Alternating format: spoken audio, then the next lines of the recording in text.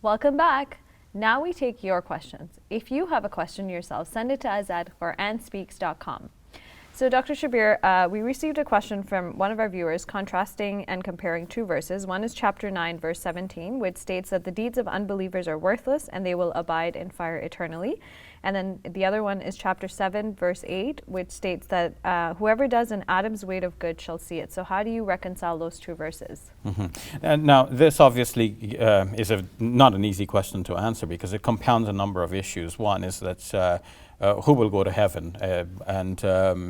If on the one hand all of the good deeds and bad deeds will be weighed, and a person would be judged based on his or her good deeds, why isn't the same privilege allowed to a non-believer, a non-Muslim?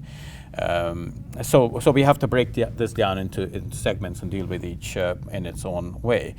Surat Zilzal does say, whoever مَن يَعْمَلْ مِثْقَالَ ذَرَّةٍ خَيْرًا يَرَى وَمَن يَعْمَلْ مِثْقَالَ ذَرَّةٍ شَرًّا يَرَى. Whoever does even an atom of good will see it, and whoever does an atom good of evil will see it. And this seems very general, so why restrict it?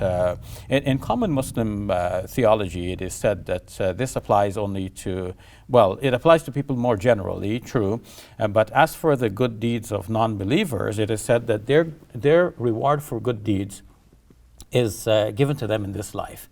One way of thinking about it is that no matter what good we do, we cannot repay God for all of the bounties He has given us. And so if people enjoy good things in this life, they have gotten their reward, and the reward of the life hereafter is reserved only for the believers. So with that theology, it would make sense to see that the 9th chapter of the Quran, the 17th verse says that as for the polytheists, their good deeds are of no avail to them, and they will punish in the life hereafter.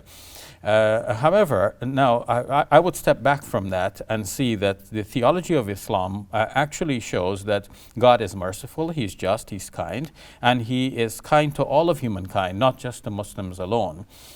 And we see the broader aspect of human development, and we realize that some people are Muslims largely because they happen to be born in Muslim-populated regions and born to Muslim parents. Others are non-Muslims largely because they were born in non-Muslim regions, and probably they are the offspring of non-Muslim parents.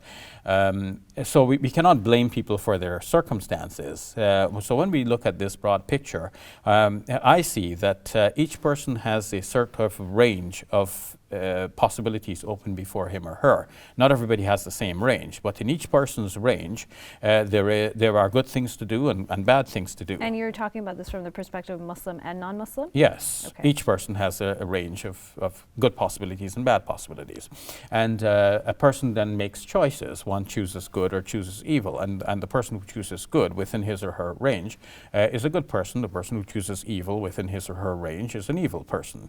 Or at least evil at the moment, and that person can actually repent and turn away and change oneself. So the Surah 9 verse 17, which says that their deeds go to waste and they will punish in the life hereafter, this is not talking about the just every or any non-Muslim. This is talking about those people who are bent on not only continuing with their polytheism, but also obstructing the justice of Islam and preventing the message from being heard. So that's a separate category of people who are now bent on evil. That was very informative. Thank you very much, You're Dr. welcome. Shabir.